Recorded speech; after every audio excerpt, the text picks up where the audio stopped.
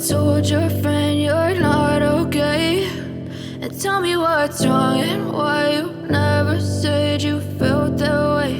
And guess you're trying to stay strong and fake a smile and hello everyone, welcome back to the channel. So दोस्तों, आज के video में हम बात करने वाले हैं क्लीनिंग के ऐसे हैक्स एंड कुछ ऑर्गेनाइजर्स भी आप लोगों के साथ शेयर करने वाली हूँ। ये सारे टिप्स एंड हैक्स आपको बारिश के दिनों में बहुत ज़्यादा काम आने वाले हैं, तो वीडियो को एंड तक ज़रूर देखिएगा।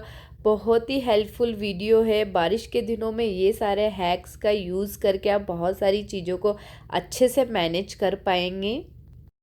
चलिए, टाइम तो बिल्कुल भी वेस्ट नहीं करते हैं, स्टार्ट करते हैं आज का अमेजिंग सा वीडियो। बरसात के दिनों में जब हम घर से बाहर निकलते हैं या नॉर्मल डे में भी जब हम घर से बाहर निकलते हैं तो हमारे शूज़ बहुत ज़्यादा गंदे हो जाते हैं। तो शूज़ को क्लीन करने का एक बहुत ही बेहतरीन सा तरीका मैं आप लोगों को बताने जा रही हूँ। जो वेट वाइप्स होते हैं ना, जो हम बच्चों के लिए यूज़ करते हैं, बस एक वाइप्स ले लीजिए, उसके बाद आप इसे अच्छे से इस पर रब कीजिए, सारे दाग निकल जाएंगे और एक अच्छा सा फ्रेगनेंस भी इसमें आ जाएगा, क्योंकि वाइप्स में बहुत अच्छा खुशबू आता है। तो ये बहुत ही अल्टीमेट है कि ट्राई ज़रूर कीजिएगा। इससे बहुत अच्छे से सारे दाग निकल जाते हैं और शूज़ बहुत अच्छे तरीके से क्लीन हो जाते हैं। मॉनसून के दिनों में जब हमारे शूज़ गीले हो जाते हैं तो उनमें एक बहुत ही गंदा सा स्मेल आने लगता है। तो उस स्मेल को भगाने के लिए एक बहुत ही आसान तरीका मैं आप लोगों को बताने जा रही हूँ। जो न्यूज़पेपर होता है ना, उसको अच्छे से फोल्ड कर लीजिए और दोनों शूज़ में रख दीजिए। उसके बाद आप शूज़ शू रैक में रखिए या कहीं भी रखिए, कभी इनमें से स्मेल नहीं आएगा, क्योंकि जो न्यूज़पेपर होता है ना, वो सारा स्मेल ऑब्जर्व कर लेता है और शूज़ भी आपके ड्राई हो जाते हैं और बदबू तो बिल्कुल भी नहीं आता। और बाकी जो शू रैक में शूज़ रखे हुए हैं उनमें भी स्मेल नहीं फैलता। तो इस हैक को ज़रूर ट्राई कीजिएगा और ट्राई करने के बाद कितना इफ़ेक्टिव आपके लिए हुआ ये ज़रूर मुझे कमेंट सेक्शन में बताइएगा। मैं तो हमेशा यही वाला फॉर्मूला ट्राई करती हूँ। इस टाइप के डिब्बे अगर आपके घर में भी आते हैं, मेरे यहाँ पे छोटा बेबी है तो इसमें कभी तो मैंने चॉकलेट्स ली थी, तो ये वाला डिब्बा मुझे मिल गया था और ये बहुत ही क्यूट है, बहुत ही छोटा सा है, हैंडी है। तो अब मैं इसमें ऑर्गेनाइज़ कर रही हूँ अपने नेल कटर, क्योंकि नेल कटर एक ऐसी चीज़ है कि जब हम कहीं बाहर ट्रिप पे भी जाते हैं तो नेल कटर हमें ज़रूर लगता है। तो ये बहुत ही हैंडी था, बहुत ही छोटा सा है, बिल्कुल मेरे पर्स में भी आ जाता है। तो मैंने इसमें रख दिए अपने नेल कटर और बहुत ही अच्छे से ऑर्गेनाइज हो चुके हैं। तो ऐसी छोटी छोटी चीज़ों का यूज़ कीजिए।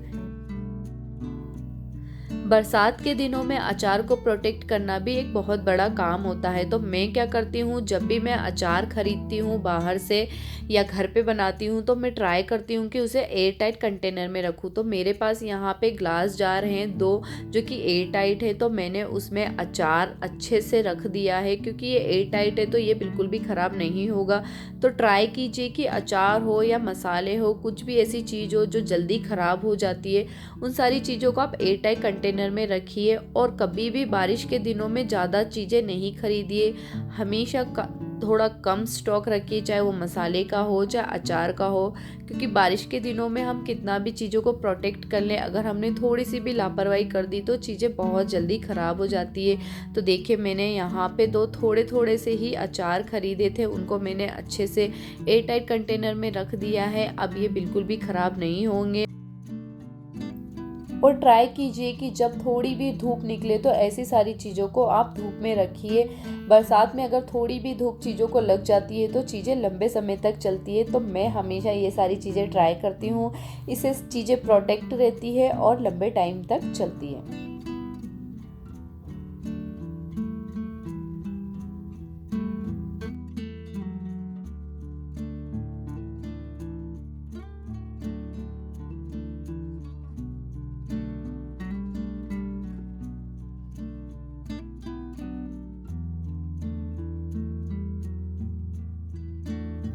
कभी कभी चीज़ें हम बिना सोचे समझे खरीद लेते हैं, जैसे कि ये टिश्यू पेपर होल्डर, जो कि मैंने बिना सोचे समझे बाय कर लिया था, जो कि बिल्कुल टोटली वेस्ट है। इसमें टिश्यू पेपर अच्छे से ऑर्गेनाइज नहीं होते।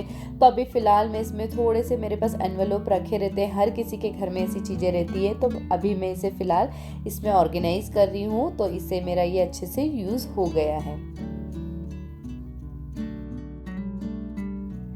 बरसात के दिनों में हमें किचन क्लीनिंग का भी बहुत ज़्यादा ध्यान रखना पड़ता है।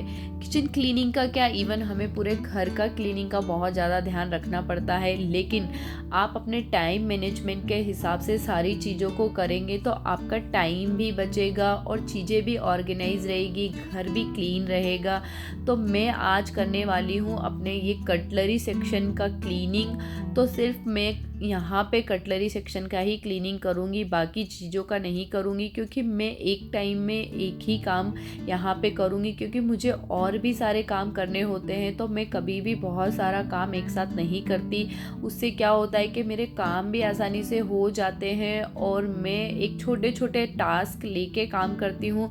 तो जब वो टास्क कंप्लीट होता है तो वो मुझे अलग ही खुशी देता है। इसलिए मैं ये सारी चीज़ें एक साथ नहीं करती। थोड़ा थोड़ा सा काम करने पे आपका काम भी बहुत अच्छे से हो जाता है और आप पे बर्डन भी नहीं आता, क्योंकि इन सारे काम के बाद भी हमारे पास बहुत सारे काम होते हैं। तो अगर हम पूरा दिन इन्हीं कामों में लगा देंगे तो बाकी काम हम अच्छे से मैनेज नहीं कर पाएंगे।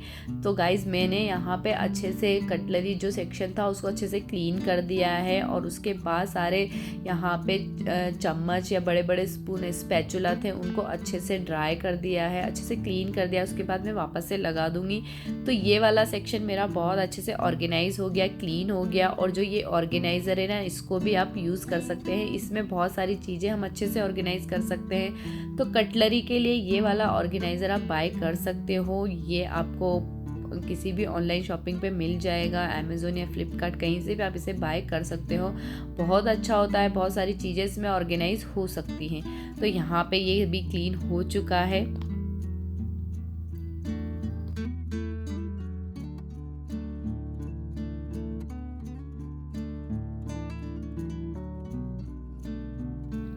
बेडशीट पुरानी हो जाती है तो हम उन्हें डिस्कार्ड कर देते हैं, लेकिन उसके साथ जो पिलो कवर्स होते हैं उन्हें हमें बिल्कुल भी डिस्कार्ड नहीं करना चाहिए। हाँ, अगर वो बहुत ज़्यादा पुराने हो गए तो आप उन्हें कर सकते हैं, लेकिन आपको लगता है कि नहीं ये पुराने नहीं है, अभी भी हम इन्हें यूज़ कर सकते हैं, तो एज अ ऑर्गेनाइज़र आप इन्हें यूज़ कर सकते हैं। मैं इसमें ऑर्गेनाइज़ कर रही हूँ अपने एथनिक वियर, जो कि आप इसमें बहुत अच्छे से ऑर्गेनाइज़ कर सकते हैं। आप इसमें नॉर्मल कपड़े भी ऑर्गेनाइज कर सकते हैं, बहुत सारी चीज़ों को आप इसमें रख सकते हैं। और उसके बाद जब आप इसको वार्डरोब में रखेंगे ना, तो आपका वार्डरोब एकदम नीट एंड क्लीन लगेगा, बिल्कुल भी उसमें क्लटर नहीं लगेगा। और आपके जो पिलो कवर है वो भी बहुत अच्छे से यूज़ हो जाएंगे और आपके कपड़े भी अच्छे से ऑर्गेनाइज हो जाएंगे। तो ऐसी छोटी छोटी चीज़ों को यूज़ किया कीजिए, उससे आपका घर एकदम क्लीन रहेगा, ऑर्गेनाइज रहेगा और आपको फालतू के जो एक्सपेंसिव ऑर्गेनाइजर्स होते हैं वो भी बाय नहीं करने पड़ेंगे। तो ये बिल्कुल जीरो कॉस्ट वाला काम है। So guys, that is all for today. अगर आपको वीडियो पसंद आए तो प्लीज़ लाइक कर दीजिएगा और चैनल को सब्सक्राइब कर लीजिएगा और वीडियो को बहुत सारा शेयर कीजिएगा। Thank you so much for watching.